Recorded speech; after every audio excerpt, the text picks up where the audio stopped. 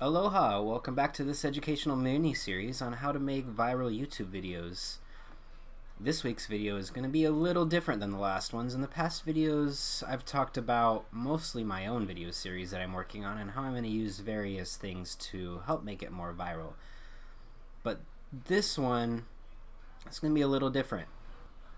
This week's topic is about public, or as I like to call it, conformism. Essentially, it's the idea that the more popular something is, the more likely it is to be more popular. Or, to put it another way, people are more likely to believe ideas that are already popular, and they're more likely to share ideas that are already being shared. This is really useful in advertising and marketing and, well, for us content creators to make our videos more popular. So first I'll start by talking about some of the more common cliche uses, but then we're going to go a little deeper.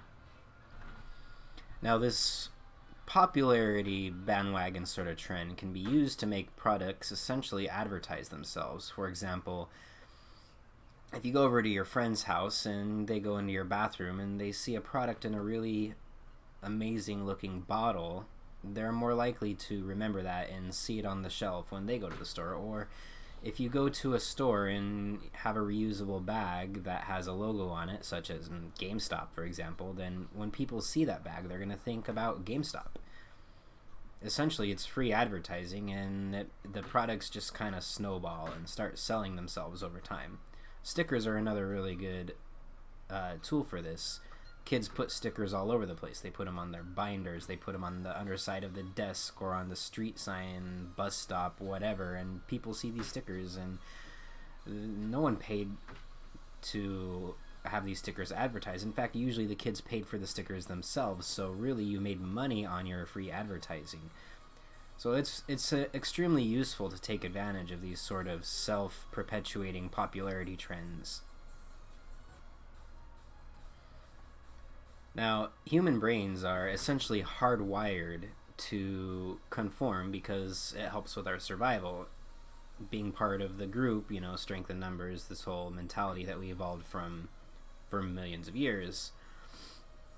One video we watched in class had a bunch of actors stand up every time they heard a ding, and then the one lady who was there, who had no idea what was going on, eventually started standing up every time she heard the ding, even once all the actors had left the room and she was by herself. This is because in her brain, the social pressure to conform with everyone else eventually took over her rational judgment of why are people doing this stupid thing. But to make things more interesting, when other non-actors who didn't know what was going on started entering the room, they all started following her and standing up every time they heard the ding. Interestingly, there was a rebel who didn't want to do it, but eventually started doing it. Now that rebel that was sitting down but then ended up standing in the end, that's what I'm going to talk about in this video, and how you can use this phenomenon to make your YouTube videos more viral. So with these ideas in mind, I want you to think about what would happen if 2 or 3 rebels walked into that room at the same time, and they saw everyone standing up every time there was a ding. But the 3 of them didn't. They thought it was stupid. If there were 3 of them together not standing up, would they see each other and form another group of popularity that would start not standing up? What do you think would happen? It's interesting to think about. Would you end up with a split? Would you end up with the people that stand and the people that don't stand? Would it create a sort of counterculture that grows, like we'll be the cool ones who don't stand? What really does happen in these kind of situations? Well, the answer is quite simple, and you've probably seen it happening on Facebook every day lately. The rise of anti-vaccination crowds and people who deny climate change, even though 97% of scientists are sitting here telling us it's scientific fact at this point. So what's going on here?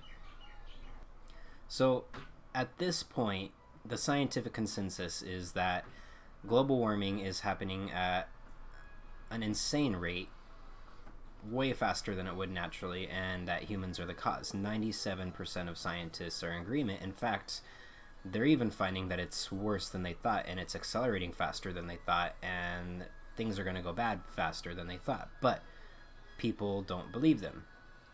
If you look online about how many Americans think that climate change is some sort of New World Order hoax to establish some sort of communist world order, well, you find that the numbers are different, but they're around 20 to 40% of Americans actually believe that climate change is some sort of globalist hoax. But the question is, why? Why are they not siding with the 97% when that seems to be the trend for people to want to conform? Why are they not conforming? Well, the answer is actually that they are conforming. There's a lot of psychological things that go on when people want to deny science, and a lot of them have to do with preconceived biases and cognitive dissonance. For example, if they conflict with their already established worldviews. But if you watch this video, you might notice, I'll link it in the description, of course, it has 27,000 likes and 1.25 million views. This video is pretty popular, so it essentially gives credibility to the legitimacy of the video. If it were really true, the banks wouldn't invest. The banks wouldn't finance. Not one motherfucking condominium. Now, what's essentially happening here is a sort of appeal to authority. This man is arguing that if global warming was really happening, then all these rich people with all this money would not be investing in all these condominiums and cities and growing areas where sea level rises are going to be destroying them in the future, because that would be a bad investment. Therefore, it must mean that global warming is not really happening. This next video talks about exactly that. We are. From the time we're kids, we read social cues from people around us, like how to talk or not burping in public. Our survival used to literally depend on being part of a social group. So if you're part of some social group that doesn't believe in climate change, you have two risks to weigh: climate change and all of its uncertainties, or the very personal risk of becoming an outsider. The minority is siding with their fellow minority because the group is big enough for that population appeal to take effect. In fact, in their minds, when they go to their super far right-wing evangelical churches and 100% of the people in the church are standing up hailing Trump and saying vaccines are dangerous and evolution is a lie, they see 100% consensus, and they don't want to be singled out of that particular crowd.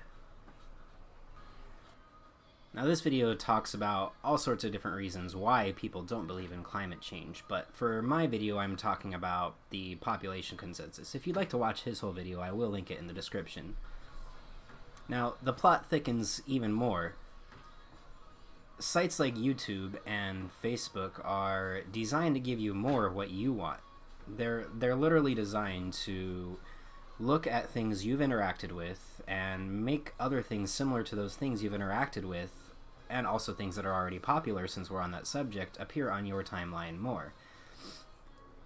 In this video, it talks about why there's so many conspiracy theories on Facebook. In particular, at about 1 minute and 35 seconds, he talks about how Facebook is literally designed to do just that. If you want to watch the whole video, of course, the link is in the description. Chemtrails have Viagra in them. And what they found is that intentionally false claims are accepted and shared, while debunking information is mainly ignored. So if they put evidence that counters a conspiracy theory, people ignore it or shout it down. If they totally make up bullshit, people just spread it. They don't care. They don't want any actual evidence. Yes, and specifically the Facebook feed is designed to learn about the kinds of stuff you want to see and give it to you, which is great if you like. Now, this may all sound really scary, and I'm not trying to scare you or get into politics. All I'm really trying to do here is demonstrate just how powerful this effect is. Anyway, thanks for watching. I hope you enjoyed, and I hope you'll find this useful in your video series. Mahalo.